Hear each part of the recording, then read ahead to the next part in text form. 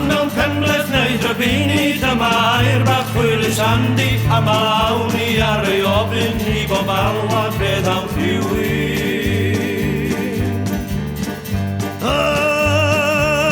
Dinel yn caru rwan Rwynt e ffyrtio mae'r hogan Nac e wir fe ddaeth yw lencyn caru glos mai efo'r rhywun. Wyna'i gynnig y diolchiadau Pwy sy'n mynd i wylio'r drysa Hen broblemau sawl bwyd gordyn Peidiwch poeni fewn ar rhywun. Gwelais gar yn dred y sadwn Clamp o un a gostio ffortiwn Wrth y lliw roedd gŵr dau frethin Siwr gen i fod hwnnw'n Rhywun.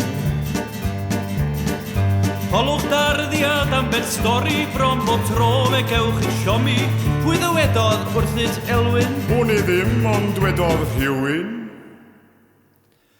Cofiwch bawb wrth alw enwau Cas a nifyr ar adegau Nad oes leiddig na gwenwyn Rydym oll yn lanti rhywun.